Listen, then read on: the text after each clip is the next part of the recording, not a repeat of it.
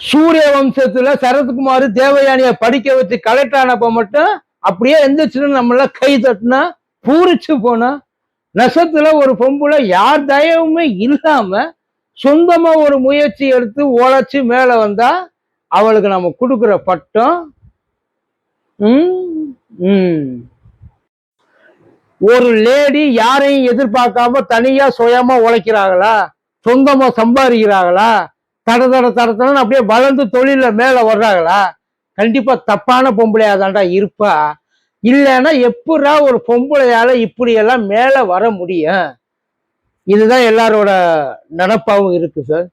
ரொம்ப ஈஸியா ஜட்ஜ்மெண்ட்டுக்கு வந்துடுறாங்க. இந்த நாகலட்சுமியா ஒரு அம்மா இருக்காங்கல்ல, இன்ஸ்டா இன்ஃப்ளூயன்ஸ்.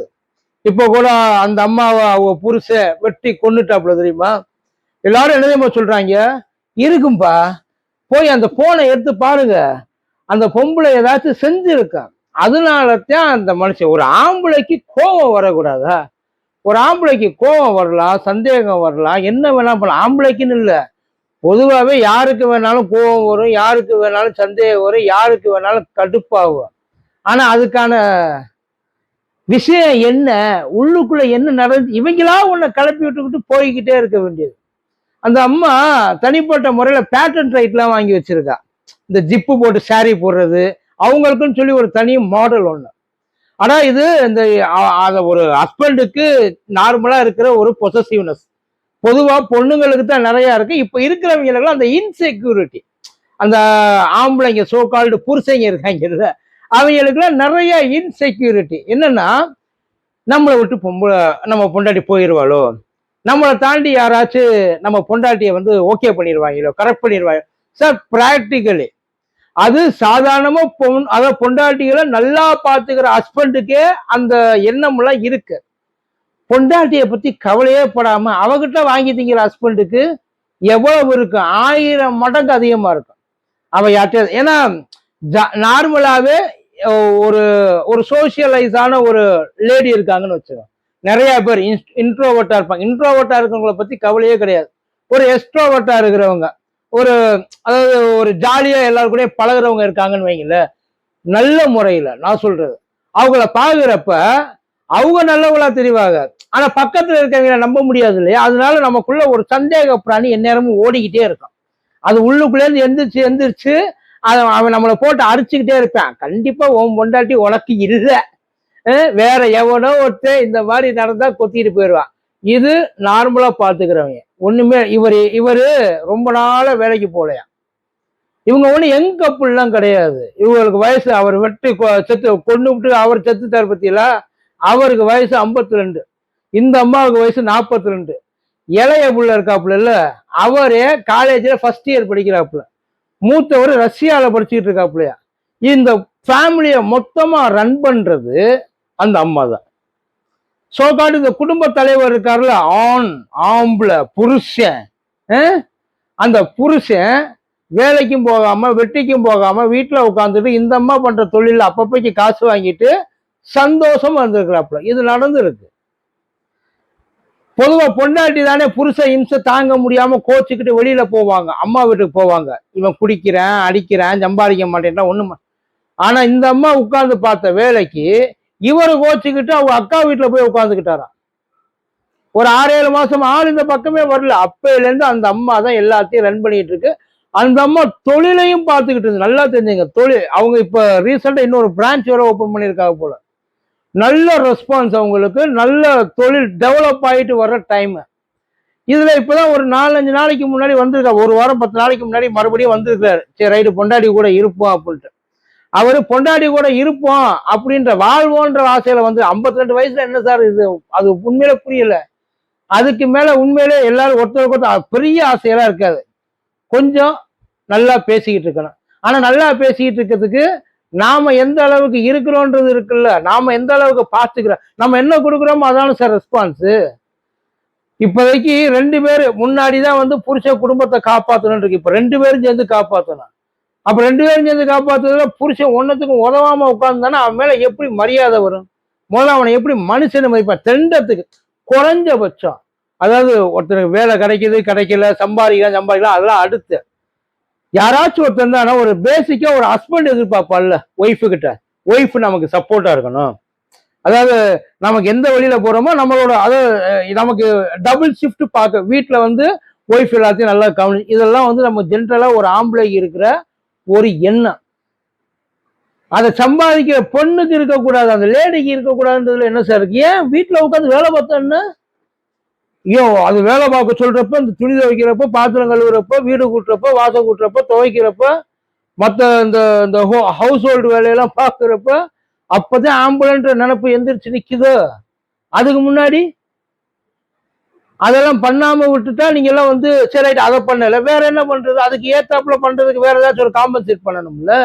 வெட்டியா அதை பெத்த பிள்ளைக்கு சோறு போடுறதுல கட்டமா இருக்குது, அதை நம்ம செய்யணும். அதுவும் ஒரு அளவுக்கு தான் செய்வாங்க. ஒரு ஆளு காலேஜ் முடிச்சுட்டு ஒரு வருஷம் வீட்டுல உட்கார்ந்துருந்தா அவனை பேசுற பேச்சுல ஒண்ணு தொங்கிடணும், இல்லாட்டி ஏதாச்சும் வேலைக்கு போய் சம்பாதிக்கணும். கட்டுன புருஷனை அந்த அம்மா அதையும் பார்த்து அப்பப்ப காசு அனுப்பிச்சிட்டு இருக்கு சார். இந்த ஒரு 8 மாசம் அவர் போயிட்டு அக்கா வீட்டுல இருந்தாங்க நல்ல, அங்க போயிட்டு உட்காந்து இந்த அம்மாட்ட காசு கேட்டுக்காரு. இந்த அம்மா காசை அனுப்பியிருக்கு. ஒரு வாரத்துக்கு முன்னாடி வந்தவன் எப்ப பார்த்தாலும் பொண்ணையே இருக்க, எல்லாருக்கூடயும் சிரிச்சு பேசிக்கிட்டே இருக்க, உனக்கு இப்படியே இதுவா போச்சு, அப்புறம் நான் எதுக்கு புருஷன்? இந்த கேள்வியெல்லாம் அவர் கேட்டிருக்காரு. அந்த அம்மா பதிலுக்கு கேட்டா நான் அதை தாண்ட கேட்கிறேன், நீ எதுக்கு எனக்கு புருஷனா இருக்க? எந்த விதத்துல உன்னைய புருஷனா நான் சேர்த்துக்கிறது? அந்த அம்மா கேட்குமா கேட்காத? உள்ளுக்குள்ள தோணுமா தோணாதா? சாதாரணமா நல்லா பார்த்துக்கிறவனையே நார கேள்வி கேட்கிறாங்க, அவ்வளவு பாடுபடுத்துறாங்க, ஏகப்பட்ட ப்ரெஷரை கொடுக்குறாங்க. இந்த மாதிரி ஒண்ணுமே பண்ணாம உட்கார்ந்துருந்தவனுக்கு கண்டிப்பா அந்த பேச்செல்லாம் வரத்தான் செய்யும், வரத்தான் செய்யும். அதை கேட்கத்தான் வேணும், வேற வழியே கிடையாது. நல்லா தெரிஞ்சுங்க. ஒண்ணு அந்த அம்மாவுக்கு சப்போர்ட்டா நீங்க இருக்கணும், இல்லையா அந்த அம்மாவை உட்கார வச்சு அந்த அம்மாவுக்கு தேவையானதை எல்லா புருஷனோட கட்டமா நல்லா தெரிஞ்ச. புருஷன் சம்பாதிக்கணும்னு சொல்லவே இல்லை, பொண்டாட்டி வீட்டுல உட்கார்ந்து இருக்கணும்னு சொல்றது இல்லை. சம்பாதிக்க அந்த திறமை இருக்கிறவன் சம்பாதிக்கட்டும், வீட்டுக்குள்ள உட்கார்ந்து அதை பார்த்து மேனேஜ் பண்றவன் வீட்டுக்குள்ள உட்கார்ந்துக்கட்டும். 2 பேருக்கும் திறமை இருக்கா, 2 பேரும் சம்பாதிச்சுக்கலாம். ஆனா அந்த சந்தேகம்னு ஒண்ணு உள்ள வந்துருச்சுல்ல, அதுலதான் அவருக்கு அந்த ஆம்புலன்றது அப்படியே எந்திரிச்சு நின்று ஆடுன்னு ஆடி இருக்கு. அவர் சொல்ற நான் சொல்றதை கேட்க மாட்டேங்கிறேன், நான் சொல்ற மதிக்க. பணம் இருந்தா எவனுமே, பணம் இருந்தா யாரு வேணா மதிப்பான், இந்த உண்மை. அதான் பணம் இருக்குன்றதை விட எதுக்காச்சும் ஒண்ணு நம்ம பிரயோசனமா இருக்கலாம் அப்படின்னா நம்மளை மதிப்பாங்க. நம்ம எதுக்குமே பிரயோசனமா இல்லைன்னா நம்மளை எவன் தான் மதிப்பான்? யோசிச்சு பாருங்க. ஐயா இப்போ ஒரு குழந்தை, இப்போ ஒண்ணும் இல்லை, இப்போ அந்த பையன் இருக்கான், அப்பா காலேஜுக்கு ஃபீஸ் கட்டினான், இந்த அறாஞ்சலி காசு எடுத்து கொடுத்தா அப்ப பையனுக்கு அப்பா மேல மரியாதை வரும்.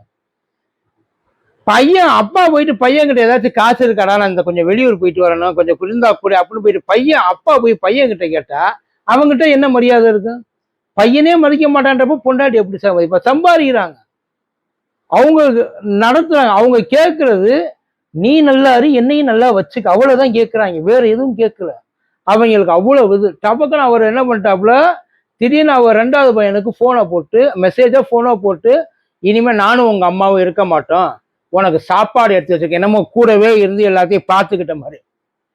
இதுல அந்த அம்மாவை வந்து அவன் வந்து இவன் விக்டிம் ஆகி கொண்டு விட்டு இவன் விக்டிம் ஆகி அம்மாவை ஏதோ அக்யூஸ்ட் மாதிரி சொல்லியிருக்கான். அந்த அம்மா வீட்டுக்கு போய் அருவாளை எடுத்துக்கொண்டு வெட்டினாம் பத்தியில, அது கூட அந்த அம்மா கொடுத்த காசாக தான் இருக்கும். அந்த அருவாளை புது அருவாளை வாங்கிட்டு வந்து வெட்டியிருக்கான். நல்லா வந்துகிட்டு இருந்த ஒரு குடும்பம் சதந்து போச்சு. இப்ப அவங்க அந்த படிச்சுட்டு இருக்க அந்த படிப்புக்கு அவங்க என்ன பண்ணுவாங்க? அதுக்கான அவங்க அம்மா கூட அவங்க என்னன்னு அந்த அந்த அம்மா முதல்ல எவ்வளவு கனவு கண்டுருக்கு இவங்களை நினைச்சு. இது எல்லாமே ஒரு செகண்ட்ல போயிடுச்சு, ஒரு செகண்ட். இது என்னன்னே தெரியாம, விஷயத்தை பத்தி தெரியாம இங்க இருக்கிறவங்க எல்லாம் அது இன்ஸ்டால தானே இருக்கு, எவ்வளவு பேர் ஃபாலோ பண்றாங்கல்ல, எல்லாத்தையும் சிரிச்சு பேசுது இல்ல, அது அப்படி தப்பா இருந்திருக்கும். அந்த மாதிரி பொம்பளையாத்தான் அது இருக்கு. அதனாலதான் அந்த புருஷன்காரனுக்கு அப்படி ஒரு நினைப்பு. நல்லா தெரிஞ்சுங்க, புருஷன் சரியில்லைன்னா பொண்டாட்டி வேற மாதிரி டிசிஷன் தான் எடுப்பாங்க. இது நிதர்சனம், இதை ஒத்துக்கங்க, இதை நல்லா புரிஞ்சுங்க. நம்ம அவங்கள பார்த்துக்கணும், இல்லையா அவங்க மனசு போனாத அளவுக்கு நம்ம நடந்துக்கணும், அதுதான் உண்மை. அப்படி இருந்தால்தான் லைஃப் நல்லா இருக்கும். நீங்க நினைக்கிற மாதிரி இந்த சம்பவத்துல அந்த அம்மா மேல இன்ஸ்டால இந்த மாதிரி இருக்கிற நிறைய பேர் தப்புகள் செய்யத்தான் செய்யறாங்க. அது ஆம்பளையா இருக்கட்டும் பொம்பளையா இருக்கட்டும், நிறைய தப்பு செய்யறாங்க. ஆனா நேர்மையா நடக்கிறவங்களும் இருக்கிறாங்க. அதை முறையா பயன்படுத்துறவங்களும் இருக்கிறாங்க. அது ஒரு விஷயம் நல்லா தெரியும் சார். குடும்பத்தை சம்பாதிக்கிறது ஆம்பளையோ பொம்பளையோ அதெல்லாம் அடுத்த பிரச்சனை. யாரு சம்பாதிக்கிறாங்களோ அவங்களுக்கு நம்ம சப்போர்ட்டா இருக்கணும். ஏதாச்சும் ஒண்ணு அவங்களுக்கு இருக்கிறது கிளிக் ஆயிடுச்சு அப்படின்னா அவங்க கூடவே டிராவல் பண்ணி போகணும். சூரிய வம்சத்துல தேவயானியை வந்து கலெக்டர் ஆக்குறப்ப மட்டும் நல்லா நம்ம கை தட்டினா, ஏன் நம்ம வீட்டுல அது நடந்தா ஏற்று வெட்டுவோமா? அவங்க அப்படி தசை பண்ணி வச்சிருக்கிறாங்க. இனிமேலாவது தயவு செஞ்சு கொஞ்சம் மனுஷ பயில மாதிரி நடந்துக்கங்க. சரியா? பார்த்து